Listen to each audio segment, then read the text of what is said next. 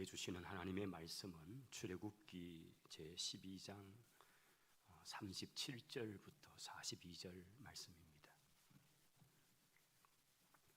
출애굽기 제12장 37절부터 42절까지입니다. 우리 본문 말씀을 같이 읽도록 하겠습니다. 이스라엘 자손이 람셋을 떠나서 숫곳에 이르니 유아 외에는 보행하는 장정이 60만 가량이요 수많은 잡족과 양과 소와 심이 많은 가축이 그들과 함께 하였으며 그들이 애굽으로부터 가지고 나온 발효되지 못한 반죽으로 무교병을 구웠으니 이는 그들이 애굽에서 쫓겨남으로 지체할 수 없었음이며 아무 양식도 준비하지 못하였음이었더라. 이스라엘 자손이 애굽에 거주한 지 430년이라 430년이 끝나는 그날에 여호와의 군대가 다 애굽 땅에서 나왔은즉 이 밤은 그들을 애굽 땅에서 인도하여 내심으로 말미암아 여호와 앞에 지킬 것이니 이는 여호와의 밤이라. 이스라엘 자손이 다 대대로 지킬 것이니라. 아멘. 저희들이 4월 달에 들어와서 이제 우리 그 출애굽기 말씀을 몇 주간 걸쳐서 쭉 또 새벽으로 또 가정에서 함께 보셨습니다. 이 출애굽기 본문이 이제 이번 주 금요일까지 14장까지 이제 보시고 이제 또 5월 달 들어가면서 5월 1일이 이번 토요일이 5월 1일이니까요. 이제 또 좀 내용이 이제 바뀌어서 이제 잠언서로 들어가게 됩니다. 그래서 아마 출애굽기는 이제 앞으로 당분간 또 좀 우리가 접할 수 있는 기회가 조금 좀 더 있어야 될 것 같습니다만 저희들이 좀 이걸 한번 마무리를 좀 지어야 될 것 같고요. 사실 코로나 상황이 아니었다면 오늘 이 시간이 우리 구역 연합 예배를 드리면서 우리 각 구역별로 이렇게 쭉 앉아서 같이 예배를 드리고 할 텐데 아직은 여의치 않아서 그렇게 하지 못합니다. 여러분 가지고 계시는 주보를 좀 이렇게 같이 한번 펼쳐 보시겠습니까? 구역 현황이라고 하는 구역 공가가 실려 있는 내용이 있지요. 오늘 제가 좀 본문을 수요일 날 저녁에 하다가 오늘은 제가 또 4월 마지막 주일이고 해서 또 출애굽기가 이제 또 한동안은 우리가 함께 볼 수 없는 것 같아서 오늘 이 오후 시간에 이 말씀을 좀 함께 하겠습니다. 우리가 예전 참 1년 전에 매월 마지막 주일에 구역 연합 예배 드릴 때에 구역 공가 가지고 공부하는 그런 좀 마음으로 좀 그런 기분으로 함께 이 시간 대하면 좋겠다 싶습니다. 자, 여러분 가지고 있는 교안 한번 보십시다. 4월 달 저희들 주제가 반전이었습니다. 정말 반전이 일어난 상황이죠. 누가복음에서 그 반전이 일어났던 사람에 대한 이야기도 있었고 또 출애굽기 속에서도 하나님의 위대한 반전의 역사가 나타난 이런 것들을 우리가 쭉 보고 있습니다. 이번 주 이제 한 주간이 출애굽기를 쭉 마무리를 14장까지 하고 또 이제 잠언서 1장이 들어갑니다만은 이 반전의 부분은 하나님께서 노예로서 있던 처지에 있던 이스라엘을 정말 그 민족적으로 국가적으로 그 백성을 반전을 시켜내시는 일이죠. 이 부분이 오늘 우리 5주차의 공가입니다.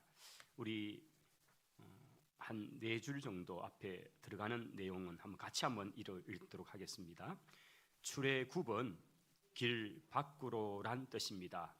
출애굽 여정에 오르기 위해 이스라엘 자손이 떠나고 버려야 할 것은 제국의 길만이 아닙니다. 제국이 만들어 놓은 경계와 차별의 담도 허물어야 했습니다. 출애굽은 누구나 참여할 수 있는 길이고 함께할 수 있는 구원의 여정이었습니다. 라는 얘기죠. 자, 우리가 그 출애굽기라는 이 성경은 말 그대로 출애굽, 엑소더스, 출애굽이라고 하는 그 역사적인 사실을 기록한 바로 그 책입니다. 이 책이 제가 몇 주 전에 한번 이렇게 조금 말씀을 수요일 저녁인가요 들었던 기억이 있습니다. 원래 이 출애굽기 성경책 제목은 그 에르레 쉐모트라고 하는 그래서 쉐모트라는 그런 책 제목을 유대인들은 선다고 그랬습니다. 제일 책에 처음 나오는 단어가 보통 책의 제목이 됩니다. 그래서 출애굽기 성경을 딱 펴면 처음 나오는 단어가 에르레 쉐모트 이렇게 시작이 됩니다. 이것들은 이름들이다라고 하는 바로 그 말입니다. 우리가 출애굽기 1장 1절부터 5절을 보시면 이것은 야곱의 아들들의 이름들이다라고 시작되면서 가나안 땅에서 약속의 땅에서 이제 야곱의 70명의 식구가 다 애굽으로 들어가는 이야기가 창세기 끝이었고 그렇게 애굽에 들어온 야곱의 아들들 그 식구들이 이러이러하다 하면서 그 이름들이 쭉 열거되는 것이 출애굽기 1장의 시작입니다. 그래서 유대인들은 이 책의 제목을 얘기하면 바로 쉐모트 이름들이라고 하는 그거죠. 우리가 이제 처음 사람을 만나면 안녕하세요 이런 인사를 하고 그 다음 이제 이름을 묻지 않습니까? 이게 이제 미국 영어권에서도 그렇죠. 이스라엘에서도 가면 자꾸 묻는 말 중에 하나가 마셴이라고 하는 이런 얘기입니다. 우리 한번 해볼까요? 마셴. 우리 옆에 계신 분에게 마셴. 뭐 마시성을 가진 쌤입니까? 마셴. 근데 이게 바로 What's your name 이런 뜻이에요. 당신 이름이 뭐예요? 마라는 말이 영어에서 이제 what이라는 단어 그리고 이제 셴이 이름이죠. 그래서 만나면 마셴 이러면 뭐 내 이름이 태경이다 이렇게 이제 소개를 인사를 하는 거죠. 옆에 다시 한번 이제 뜻을 알고 마셴, 예, 마셴 이렇게 묻습니다. 그러면 이제 자기 이름을 대주죠. 요 셴이라는 단어가 이름인데 여기에 이제 복수로 이름들이라고 복수가 될 때 쉐모트란 이렇게 됩니다. 그래서 이제 엘레 쉐모트 이게 이제 출애굽기 바로 책의 제목입니다. 이것들은 이름들이다 하면서 시작됩니다. 그런데 이 원래 히브리 책 제목을 이제 히브리로 된 성경을 헬라어로 번역한 얘기를 우리 잘 알잖아요. 중간사 시대 때에 번역되었던 이것. 그래서 이제 헬라어로 번역이 되면서 이 헬라에 있던 70인경이라고 하는 이 유대 학자들이 번역을 하면서 이 책 제목을 이제 엑스도스라고 하는 이 책 제목을 달아놓습니다. 그게 바로 이제 탈출하다. 여기 오늘 보시면 엑스도스라는 뜻은 길 밖으로 또는 뭐 떠나다, 이탈하다 이런 의미를 가지고 있는 이걸 이제 책 제목으로 후대에 유대 학자들이 히브리어로 된 성경을 헬라어로 번역을 할 때에 책 제목을 그때 비로소 달기를 시작한 겁니다. 그러면서 이 책 제목이 엑스도스라고 하는 출애굽이라는 그런 의미가 된 거죠. 물론 이 출애굽은 또 한자적인 단어고 이걸 우리가 또 그대로 가져온 겁니다. 애굽이라는 단어. 이거 이제 사실은 참 우리가 옛날 어른들이 이집트라고 하는 지금의 그냥 발음대로 한다면 이집트 이렇게 발음해도 될 텐데 옛날 어른들은 한자어로 채용하다 보니까 애굽 이렇게 이제 우리가 번역을 해서 지금도 애굽입니다. 그런데 정작 이집트 사람들 애국하면 모릅니다. 자기 나라 말인지 모릅니다. 그리고 민족적으로는 미츠라임이라고 이렇게 보통 얘기합니다만은 하여튼 애굽입니다. 자, 이 출애굽기는 크게 세 가지 책은 세 개 큰 주제를 다루고 있죠. 하나는 구원에 관한 이야기를 다루고 있고, 두 번째는 언약에 관한 이야기, 세 번째는 하나님의 임재에 관한 이야기. 이 세 가지가 출애굽기 전체의 큰 주제죠. 하나님이 이스라엘을 구원하시는데 어떻게 하셨는가 하는 이야기가 오늘 바로 14장까지, 오늘 저희들은 지금 12장을 보고 있는데 이 부분까지가 쭉 나옵니다. 그래서 이 하나님의 구원의 역사를 이룰 이때쯤이 가장 이스라엘이 애굽에서 살고 있는 동안에 가장 극심한 고통 속에 있을 때였다는 거죠. 자, 이스라엘이 출애굽을 하기 80년 전으로 돌아가면, 이스라엘이 이 출애굽을 하기 80년 전으로 돌아가면 이때가 모세가 태어날 때였습니다. 80년 전에 모세가 태어날 때에 그 애굽 땅은, 그 애굽을 다스리는 통치자는 히브리 민족, 즉 모세의 민족이 굉장히 위협이라는 것을 느끼고 이 백성의 숫자를 줄이고 단순한 인구 조절 정도가 아니고 아예 말살을 해야 되겠다는 그런, 아마 이거는 결코 자의적인 생각 아닐 겁니다. 사탄이 강력하게 역사하고, 그래서 그 궁극적 의미는 하나님의 구원의 백성을 없애버리고자 하는 뜻이고 결국은 메시아를 오지 못하게 하는 이유겠죠. 그래서 히브리 남자아이들이 태어나면 다 죽이는 일을 했습니다. 아마 그 법령이 만들어지고 얼마 후에 태어난 아이가 모세였을 겁니다. 왜냐하면 그보다 3년 일찍 태어난 형 아론의 경우는 그런 위기가 없이 태어난 걸 보니까요. 아마 그때는 산파 탓으로 돌려서, 아마 산파가 잘 보존해서 그 아론이 태어날 때는 가니까 벌써 태어났는데 어떡합니까? 이렇게 변명을 할 수 있었지만은 모세 때는 다 물에다가 빠뜨려 죽여야 되는 그런 강력한 법이 있기 때문에 모세는 더 이상 석 달 정도 기르다가 결국은 갈대 상자에 띄워서 그렇게 보내는 것입니다. 요즘 제가 이렇게 극동 방송 지난 화요일 날부터 이제 좀 이렇게 나가서 목사님의 추천 찬양을 하는데, 제가 이제 5월 첫째 주간에는 이제 제가 요게벳의 기도라는 찬양이 있죠. 요즘 제가 그 찬양을 좀 많이 듣습니다. 그게 모세의 어머니의 심정, 요게벳이 모세 어머니죠. 아기를 그 갈대 상자에 띄워서 그 막 넘실대는 나일 강가에 띄울 때 그 마음을 어떻게 그렇게 참 그 작사자가 잘 그걸 그렇게 작사를 했을까, 이런 생각이 들어지면서 요즘 좀 많이 이렇게 좀 듣고 있는데, 여러분 한번 들어보시기 바랍니다. 나중에 들어보시면 그 엄마의 심정이 오롯이 담겨 있죠. 그러면서 하나님의 손, 전능하신 하나님의 손에 이 아이를 맡기는 거죠. 하나님, 저는 더 이상 이 아이를 어떻게 할 수 없습니다. 전능한 하나님께서 이 아이를 책임져 주십시오 하면서 그 아이를 띄워보내는 바로 그 심정. 근데 하나님께서 그 아이를 책임지시잖아요. 그게 바로 80년 전. 이제 이때가 극심하게 이스라엘이 더 이상 내버려두면 이스라엘이 얼마나 고통 속에 빠질 그런 위기 속이죠. 자, 그렇게 해서 남자아이들은 인구 산화가 챙기고 죽임을 당하고, 이런 과정 속에서도 이스라엘 백성들이 계속적으로 버티고 있는 거예요. 그러면서 엄청난 고역 가운데 그 백성들이 동원이 되고, 이런 가운데 이제 하나님께서 때가 되었다라고 보시는 거죠. 그리고 이 백성을 내가 이제는 구원해야 되겠다 하고 하나님께서 개입을 하시는데, 이제 37절 우리가 첫 번째 질문이 나오는데요. 우리 한번 첫 번째 질문을 보시면요. 이스라엘 자손은 오랜 애굽 생활을 마치고 드디어 약속의 땅을 출발합니다. 자, 방갈로 1번에 출애굽의 출발지는 어디였죠? 32절에 보시면 람셋을 떠나서 숫곳에 이르니라고 되어 있죠. 물론 이제 크게 말하면 고센 땅이고요. 그 고센 땅 중에서도 람셋은 이스라엘 백성들, 대체로 남자들에게죠, 동원이 되어서 국고성을 짓는 장소였습니다.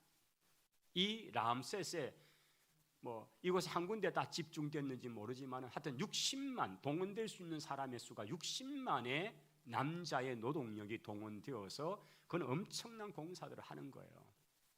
학자들은 아브라함 때 이미 피라밋이 있었다고 보고요. 그 피라밋이 그때 완성 다 된 건 아니고 그 뒤로도 계속 이렇게 왕조가 진행되면서 되었을 거 아니에요. 그러니 이스라엘 백성들의 노동력이 동원된 곳은, 우리가 추정이 가능한 곳은 성경에 나오는 대로 국고성을 짓는, 큰 성들을 짓는, 도시를 짓는 거기에 동원되었을 것이고, 람사피돈, 그 다음에 피라밋 같은 그런 대형 건축물을 짓는데 동원되어서 엄청난 그런 고역 속에서 많은 사람들이 희생을 당하며 그런 일을 했을 것입니다.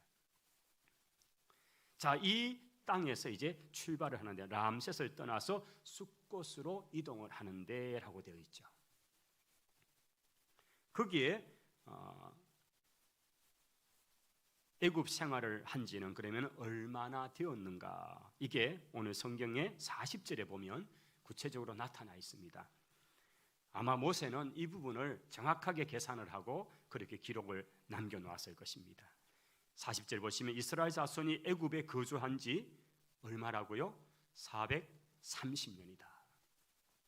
그러니까 야곱이 자기의 12아들들 그 자녀들을 다 데리고 이렇게 애굽 땅에 들어와서부터 계산을 해서 430년이 끝이 나는 그날에라고 되어 있는 것이죠.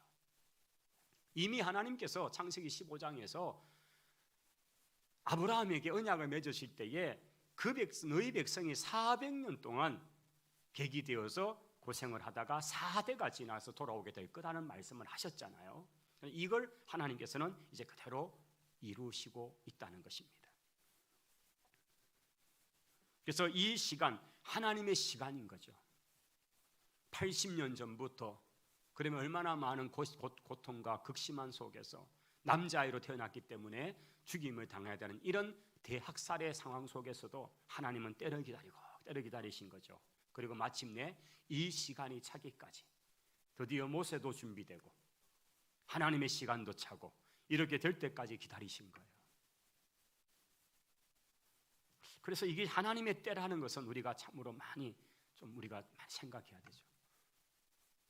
80년 전에 일어났던 그 상황 같으면 하나님 그때 좀 당장 뭔가 손을 봐주시고 뭔가 하나님의 역사가 나타나면 좋겠는데, 하나님은 그 일을 할 사람을 찾고 사람을 준비하는데 얼마나 시간이 걸렸습니까? 80년이 걸린 거죠. 모세를 40년 동안 바로의 궁궐에서, 그 다음 또 40년은 미디안 광야에서 그렇게 훈련하셔서 80년을 준비하신 거예요. 여러분, 그 시대에 모세 외에도 60만 명의 남자들이 있었습니다. 히브리 남자들이. 그런데 모세를 통해서 하신 하나님은 기다려야 되는 거죠. 80년을 기다리신 거죠. 그래서 하나님의 기다림, 하나님에게 순종하는 사람, 이런 것들을 생각해 보면 우리는 좀 우리가 더 인내해야 되고 우리가 좀 더 마음의 여유를 가져야 합니다.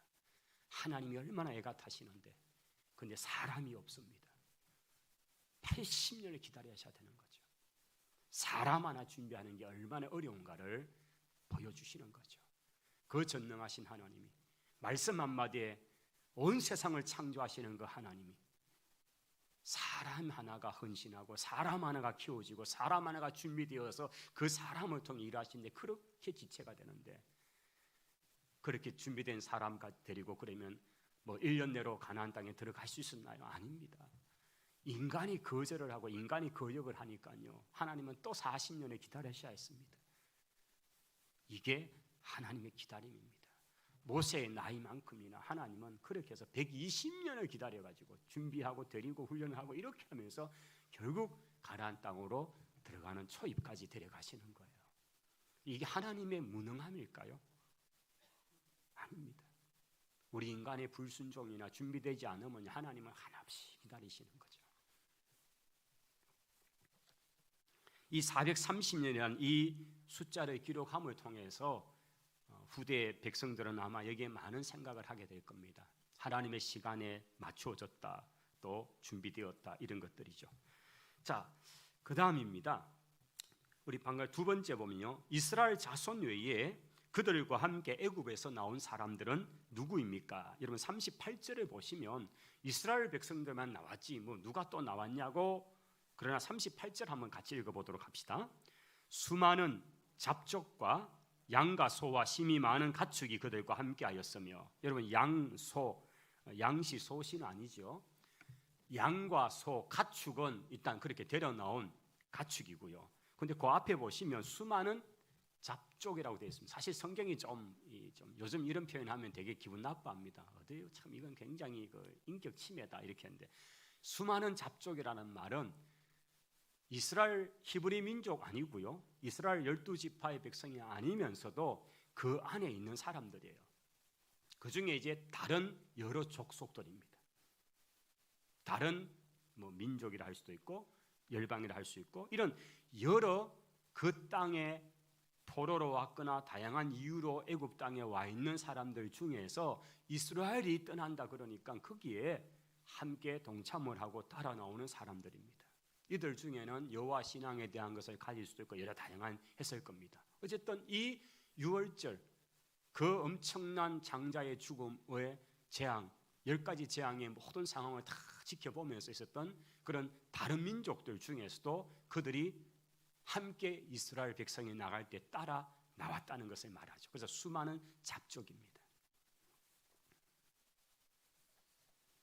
그래서 출애굽의 이야기에서 우리는 이스라엘 백성의 숫자를 200만, 좀 더 많이 잡으면 250만을 잡지만은, 그러나 여기에 수많은 여러 족속의 사람들을 포함한다면 그 숫자는 그보다는 훨씬 더 많다라고 가정할 수가 있는 거죠. 자, 그렇게 해서 출발을 했습니다. 자, 42절부터는 유월절에 관한 내용이 쭉 나타나는데요. 특별히 출애굽의 밤에 대해서 우리 42절에 보시면 이 밤을 여호와의 밤이라고 그렇게 명명하는 그런 구절이 나와 있죠. 이 날이 바로 아비벌 1월 14일 밤이었죠. 하나님께서 유월절을 제정을 하십니다. 이스라엘 백성들 하여금 이제 이 달을 너희들의 새로운 해의 첫 달로 삼으라라고 말씀하고, 그것이 이제 아비벌 또는 니산월이라는 이름으로 붙여놓습니다. 시기적으로는 3월에서 4월달 이때쯤이에요. 지금 오늘이 25일인가요? 그러니까 오늘보다 약간 앞이겠지만은 대체로 이때쯤인데요. 그런데 히브리 민족들에게는 이제 이것이 너희들에게는 새로운 출발의 해다. 그래서 1월달로 삼어라라고 한 거예요. 그것이 유월절이 있는 달을 기점으로 하는 겁니다. 근데 그 달이 되었을 때 하나님께서 10일 날에, 너희가 10일 날이 되면 1월 10일입니다. 가족의 숫자대로 양이나 순양이나 숫염소를 취하는데, 그 중에 흠이 있거나 탈이 있거나 절거나 이런 건 안 된다. 보고 가장 예쁜 1년 된 가장 예쁜 양이나 염소를 중에서 택하는데, 가족 숫자에 4명당 한 마리를 취해라, 이렇게 하나님 말씀을 합니다. 그리고 준비를 하라는 겁니다. 그래서 10일 날에 준비를 하고 14일 날 저녁에는 그 양을 잡아야 되는 겁니다. 그래서 미리 준비하는 시간을 주시는 겁니다. 가장 좋은 놈을 데려다가 이제 흠이 안 생기도록 안방에 들어있든지 하여튼 아주 잘 보관을 하고, 그리고는 이 양을 1월 14일 해가 저무는 밤에 이 양을 잡아야 되는 겁니다. 이 양을 잡고, 그리고 그 양의 피를 받아다가 그것을 그 양을 잡아서 먹는 그 집 문설주 임방에다가 붉게 칠을 하라고 말씀하는 것입니다. 그 이유인즉 양의 피를 문설주에 발라놓은 그 집은 그 밤중에 하나님의 사자가, 여호와의 사자가 애굽 전역에 나타나 각 가정의 장자들, 첫째 난 자식, 그리고 가축의 첫째 난 짐승들은 다 그 밤에 죽이는 하나님의 10번째 재앙을 시행할 것이라는 말씀을 하시는 거죠. 그렇기 때문에 이 밤에 나의 말을 따라서 그 피를 문설주에 발라놓은 그 집은 죽음의 사자가 그 피를 보고는 넘어가겠다, 지나가겠다라고 말씀하시는, 이게 바로 유월절이라고 하는 바로 절기가 된 것입니다. 하나님께서 유월절을, 바로 그 첫 유월절을 그렇게 하면서 이제 이 밤이 어떤 밤이 되겠습니까? 여호와의 밤은 심판의 밤이요, 하나님의 재앙의 밤이요, 불순종한 애굽에 대한 하나님의 심판입니다. 물론 그곳에는 불순종한 이스라엘 백성 가정이 있다면 역시 심판의 대상이 될 것입니다. 혈통적으로 아브라함의 후손이다, 야곱의 후손이다, 12지파의 사람이다 라고 해서 되는 문제가 아닙니다. 그 말씀을 따라 양의 피를 문설주에 발라 놓아야지 그 하나님의 구원의 은혜가 임하는 거지, 그걸 거부한 가정이라면, 그걸 거부했다면 그 가정은 역시 그 고통 속에 있게 될 것이라고 분명히 하시는 거죠.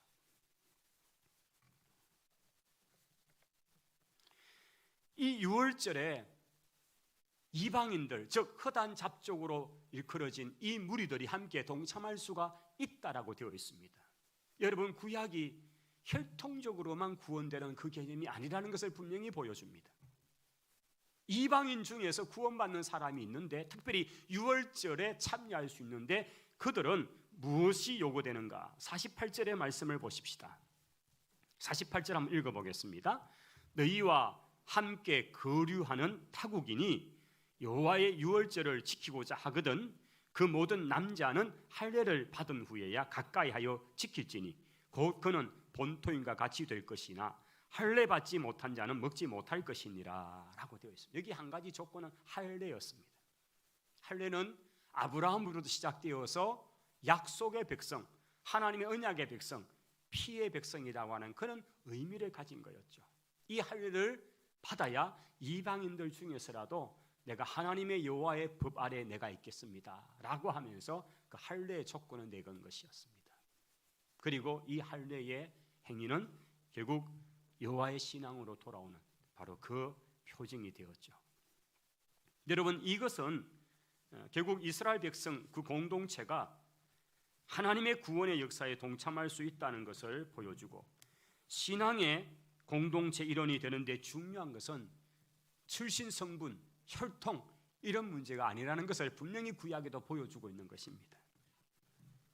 이것은 어떤 폐쇄적인 닫혀있는 공동체가 아니라 열려있는 공동체라는 의미입니다. 실제적으로 우리가 구약 성경에서 만나는 하나님의 구원은 오직 이스라엘 백성에게만이 아니고 이방 민족에게도 하는 것이죠. 그 대표적인 예 가운데 하나가 북이스라엘을 그토록 괴롭히고 결국은 북이스라엘에 멸망시켜버렸던 아수르의 그 수도 니느웨에 선교사를 보내어서, 요나를 보내어서 복음을 정결케 하신 그 사건을 통해서 우리는 알 수 있는 것입니다. 물론 시간적으로 니느웨가 북이스라엘 멸망하기 한 100년 정도 앞에 활동했던 요나 선지자지만 말입니다. 근데 하나님께서는 이방 백성들을 할지라도 여호와의 그 두려움의 심판 앞에 그 백성들이 돌아오면 하나님께서 그 땅을, 그 백성을 구원하시는 그런 은혜가 있었다는 것을 분명히 보여주고 있습니다. 이것이 바로 또 구약에 나타난 하나님의 구원의 손길이죠.